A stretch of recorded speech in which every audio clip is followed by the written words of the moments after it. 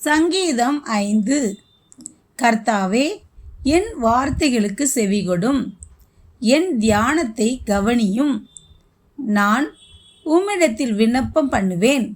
என் ராஜாவே, என் தேவனே, என் வேண்டுதலின் சத்தத்தை கேட்டருளும். கர்த்தாவே, காலையிலே என் சத்தத்தை கேட்டருளுவீர். காலையிலே உமக்கு நேரே வந்து ஆயத்தமாகி காத்திருப்பேன். நீர் துன்மார்க்கத்தில் பிரியப்படுகிற தேவன் அல்ல, தீமை உம்மிடத்தில் சேர்வதில்லை. வீம்புக்காரர் உம்முடைய கண்களுக்கு முன்பாக நிலை நிற்க மாட்டார்கள். அக்கிரமக்காரர் யாவரையும் வெறுக்கிறீர். பொய் பேசுகிறவர்களை அழிப்பீர். இரத்த பிரியனையும் சூதுள்ள மனுஷனையும் கர்த்தர் அருவருக்கிறார். நானோ உமது மிகுந்த கிருபையினாலே உமது ஆலயத்துக்குள் பிரவேசித்து உமது பரிசுத்த சந்நிதிக்கு நேரே பயபக்தியுடன் பணிந்து கொள்ளுவேன்.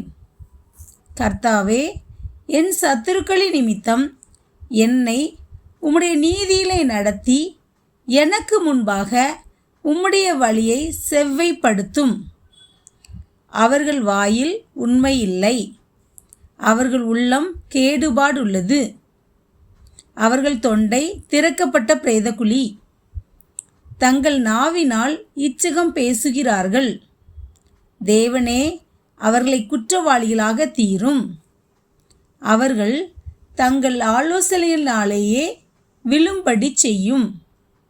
அவர்கள் துரோகங்களினுடைய திரட்சியின் நிமித்தம் அவர்களை தள்ளிவிடும். உமக்கு விரோதமாய் கலகம் பண்ணினார்களே.